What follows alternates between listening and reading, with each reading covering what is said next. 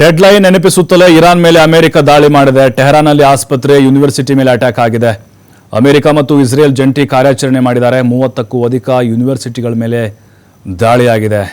ಇರಾನ್ನಲ್ಲಿ ಆಸ್ಪತ್ರೆಗಳ ಮೇಲೂ ಕೂಡ ದಾಳಿಯಾಗಿದೆ. 3 ಸಾವನ್ನಪ್ಪಿದ್ದಾರೆ. ನೋಡಿ, ಟ್ರಂಪ್ ಡೆಡ್ಲೈನ್ ಕೊಟ್ಟ ಬೆನ್ನಲ್ಲೇ ದಾಳಿ ಮುಂದುವರೆದಿದೆ ಅಂತ ಇದು. ಅಮೆರಿಕ ಮತ್ತು ಇಸ್ರೇಲ್ ಜಂಟಿಯಾಗಿ ದಾಳಿ ಮಾಡಿದೆ. 3 ಜನ ಸಾವನ್ನಪ್ಪಿದ್ದಾರೆ. ಅಂದರೆ ವಿವಿಗಳನ್ನು ಟಾರ್ಗೆಟ್ ಮಾಡ್ತಾ ಇದೆ ಮತ್ತು ಆಸ್ಪತ್ರೆಗಳನ್ನ ಇಲ್ಲಿ ಗುರಿಯಾಗಿಸಿಕೊಂಡು ದಾಳಿಯನ್ನು ಮಾಡ್ತಾ ಇದ್ದಾರೆ. ಅಂದರೆ ಇಲ್ಲಿ ಮನುಷ್ಯರನ್ನು ಕೊಲ್ಲೋ ಉದ್ದೇಶಕ್ಕಿಂತ ಅವರ ಸಂಪನ್ಮೂಲಕ್ಕೆ ಅವರು ಬುಡಕ್ಕೆ ಕೈ ಹಾಕೋದಿಲ್ಲ.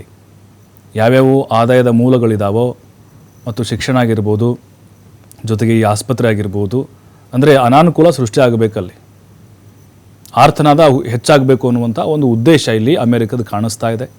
ಹಾಗಾಗಿ ದೊಡ್ಡ ದೊಡ್ಡ ಕಟ್ಟಡಗಳನ್ನು ಗುರಿಯಾಗಿಸಿಕೊಂಡು ದಾಳಿಯನ್ನು ಮಾಡ್ತಾನೇ ಇದ್ದಾರೆ. ಕಂಪ್ಲೀಟಾಗಿ ಇರಾನ್ನಲ್ಲಿ ಜನ ತತ್ತರಿಸಿ ಹೋಗಿದ್ದಾರೆ. ಆದರೆ ಇರಾನ್ ಬಿಡ್ತಾ ಇಲ್ಲ, ಅಮೇರಿಕ ಕೂಡ ಇಲ್ಲಿ ಕೇಳ್ತಾ ಇಲ್ಲ. ಇನ್ನೂ ಅದೆಷ್ಟು ದಿನ ಯುದ್ಧ ನಡೆಯುತ್ತೆ ಅನ್ನೋದು ಕೂಡ ಅಂದಾಜಿಗೆ ಸಿಗ್ತಾ ಇಲ್ಲ. ಅಷ್ಟರ ಮಟ್ಟಿಗೆ ಇವರು ದಾಳಿಯನ್ನು ಮಾಡ್ತಾ ಇದ್ದಾರೆ. ಈಗಾಗಲೇ ಅಲ್ಲಿ ಸರ್ಕಾರಿ ಕಚೇರಿಗಳು ಕಂಪ್ಲೀಟಾಗಿ ಬಂದಾಗಿದ್ದಾವೆ. ಶಿಕ್ಷಣ ಸಂಸ್ಥೆಗಳನ್ನು ಕಂಪ್ಲೀಟಾಗಿ ಡೋರ್ ಹಾಕಿದ್ದಾರೆ ಯುದ್ಧ ಶುರುವಾದಾಗಲಿಂದ.